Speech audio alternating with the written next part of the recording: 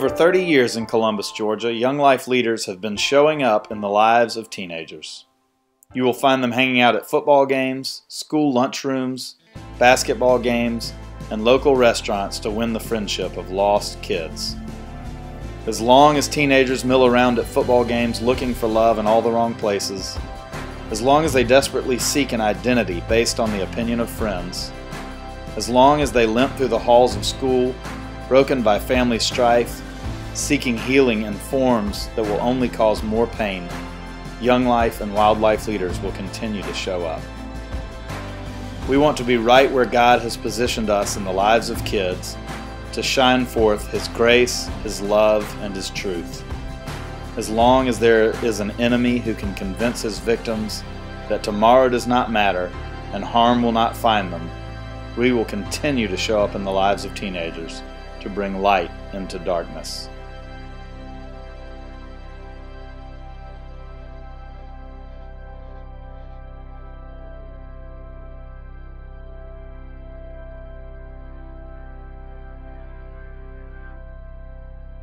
Young Life is about relationships, and as Jim Rayburn said, you've got to earn the right with the kids in order to share the gospel with them. And so I think I learned from that point forward that a lot about relational ministry, that ministry really is about getting to know and love kids and be a part of their lives, and to go to where the kids are, into their world. And I think that's a very Christ-like thing, and Jim Rayburn's philosophy was spot on. You've got to jump into their world. The first time I remember meeting my Young Life leader, I was a sophomore in high school at Columbus High School. And the lunch table of guys I sat with was all my group of buddies. And I remember seeing my Young Life leader walk through the cafeteria. And he was greeting folks that he knew. He'd stop and talk to tables, people that he knew. But I remember just thinking how bizarre it was that this college-aged guy was hanging out in a high school cafeteria and sort of wondering if he had friends his own age, why he needed to come hang out with all these high school kids. My group of friends and I all kind of thought it was, you know, that we didn't really give him the time of day, that it was a little strange that he was there. The first time I met Greg Alexander was last year, my junior year in high school. It was one of the first Young Life clubs that year. I missed out on the first one, I think, because sports. But I went in, just saw Greg high-fiving people and booty bumping people, and just thought he was an awesome guy. I just wanted to go meet him. And then one of my friends who went to Crooked Creek with him introduced me to him, and ever since we've been hanging out. The first time I met Miss Erica Rivers was at Carver. Well, it was in my neighborhood. She was coming to talk to a friend of mine, Josie, about Young Life meetings. And Josie and Miss Erica invited me to come to a meeting, and I did. And I've just been involved ever since. It's like a family relationship because I can tell her anything and she tells me anything. So it's real open. Like, I don't feel I have to hide anything from her. I think being close to Kate and Kathy too, but being able to call Kate and say, hey, can you meet me such and such right now? And she'll sit there and she'll meet me right then and there. And if it's something that I'm so upset about and I can tell her anything and I know that she won't tell anyone, and she'll just sit there and give me advice because she has way more personal experience than I do, and she could sit there and tell me about what it was like when she dealt with those problems in high school. So hearing those from her helps me handle the situations that I think are awful better. Makes me feel like somebody actually cares. Like I kind of knew he cared from the get-go, but like, and you get sometimes like you get that feeling like no one really cares for you. Like, if somebody do something like that, just go out of their free will and just check up on you every once in a while, it makes you feel kind of good. I love that Young Life Club is for everybody. I don't think kids know it until they show up, unfortunately. But I think When a kid comes to Young Life Club the first time, they realize, I totally feel included.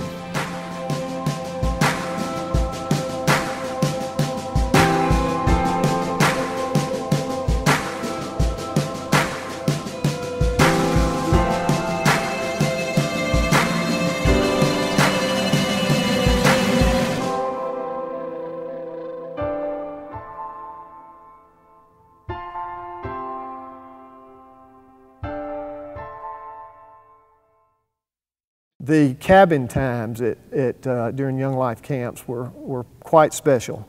In fact, one year, 1987, at Frontier Ranch, we had a cabin, we had Black Elk 7, that was the name of our cabin.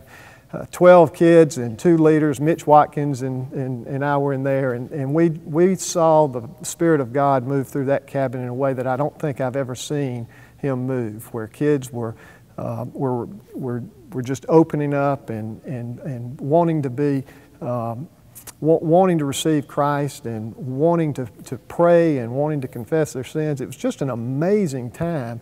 And out of that cabin, I think about 10 of them went on to be Young Life leaders later on. It was an amazing experience, something I'll never forget, and was really the greatest week of my life prior to my getting married. It's where I, for the first time, met Jesus Christ, and where I realized that He was more than a God up on a throne or just a God of the universe. But I sat on a mountaintop one of those last nights and gave my life to Christ and realized that He was wanting to have a friendship with me because He loved me deeply. I just remember going there and seeing the mountains, hearing about God, at the same time mountain biking with friends, going on the ropes course, going on the rope swing, playing Frisbee all day, and having club there twice a day, and just being so relaxed for that entire week that we were there. It was the best week of my life. Time after time again, kids refer to their Young Life camping experience as the best week of their lives. At Young Life camps, kids have the opportunity to rappel, ride horses, speed down water slides, tackle treetop ropes courses, soar off blobs, and come face to face with the one who created them. Add this high adventure to spectacular scenery, lots of laughs, gourmet food, genuine care, and unconditional love, and you have the perfect equation for kids to hear and experience Christ in real and personal ways. Kids call it the best week of their lives. We simply call it going to camp.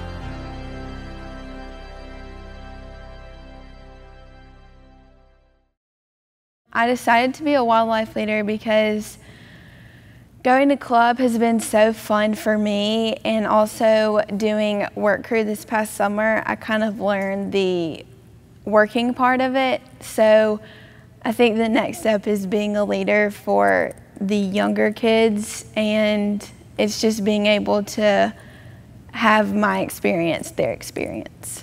I recently decided to be a wildlife leader because I saw the impact that these Young Life leaders, who were not too much older than us Young Lifers, how big of an impact they had on our lives. And I decided that I should be a wildlife leader, just because how much they talk about how much they love to be a Young Life leader.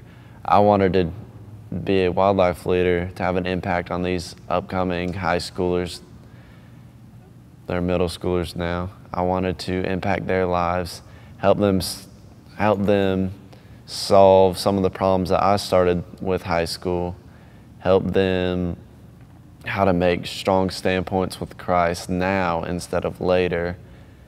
And I just want to help these middle schoolers become better Christians, and I think I can through personal experience and what I've learned through others. When I look back at Young Life and the beginning of my walk with Christ, to why I do Young Life now would be Ephesians 3, when it talks about just to grasp how long and wide and deep and high the love of Christ is. And I would have to say that I got a taste of that when I was a high schooler. because people were loving on me, like Libby Key and Robin Diamond and Dean Crow and Gene and Lev Norman, and the list goes on.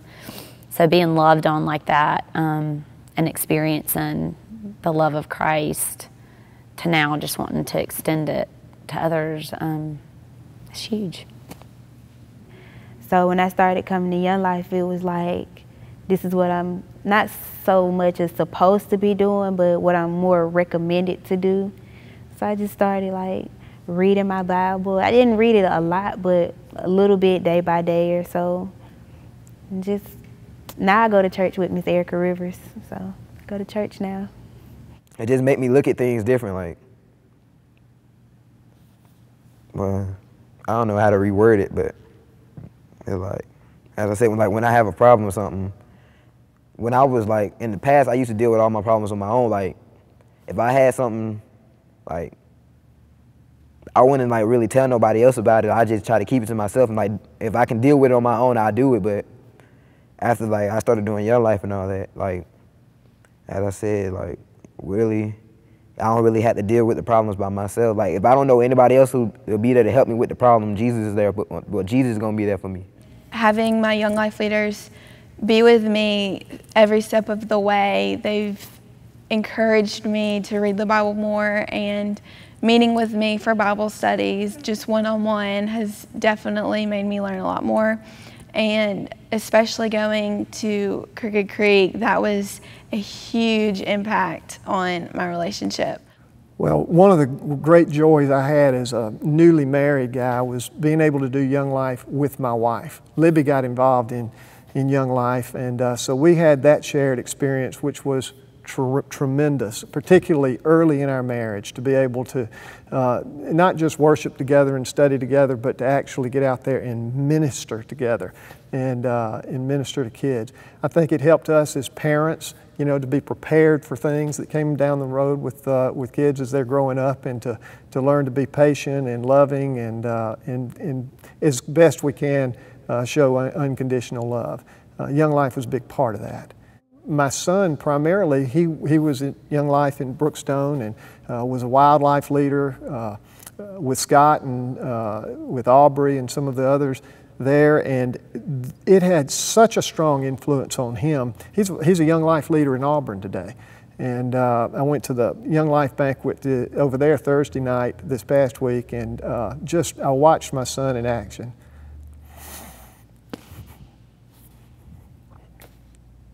You know, the nights that my kids go hang out with Alan Crawford, and the nights that Greg does the campaigners for Columbus High, the nights that they come over to our house and hang out. I mean, I just look at what Young Life does for kids, and as a kid, I don't know that I was as grateful. I knew that there were people that wanted to spend time with me and hang out with me and love on me, regardless of my ridiculous self.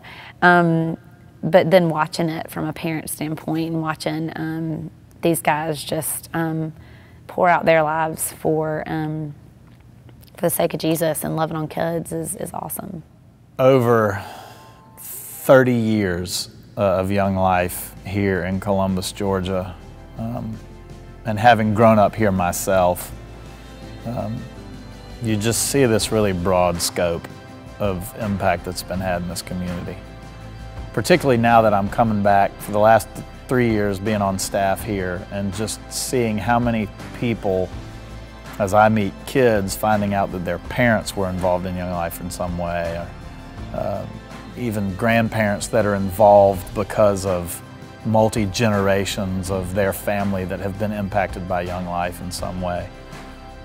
There's an unbelievable legacy of ministry, of the gospel being proclaimed that began here in Columbus, and a number of different full-time Young Life staff people that have come out of here. Scores of folks that left here from high school and went off to various colleges and became volunteer leaders. Really the impact that's been had because Don McKelvey came here and helped start Young Life 30 years ago is almost immeasurable. It'd be almost impossible to quantify the number of people that have been impacted by this ministry because of the decision for Young Life to begin here 30 years ago. My name is Natalie Morris. I'm a senior at Brookstone, and I've been involved with Young Life for 3 years. My name is Jack Key. I was a Young Life leader at Brookstone from 1983 through 1989. I'm Bryce Bishop. I'm a senior at Columbus High School, and I've been involved in Young Life for the past 3 years. My name is Siobhan Hightower. I'm a senior at Carver High School, and I've been involved with Young Life for 3 years. I'm Barbara Cummings. I was a Young Life kid at Hardaway High School from 1989 to 1992, and I'm now a wildlife leader at Richards Middle School. My name is Roland Johnson. I go to Spencer High School. I'm in the 12th grade, and I've been involved in Young Life for 3 years. My name is Jeff Jones. I was involved with Young Life at Columbus High School from 1992 to 1994. I'm currently the area director of Young Life in Columbus, Georgia, and a leader at Brookstone School.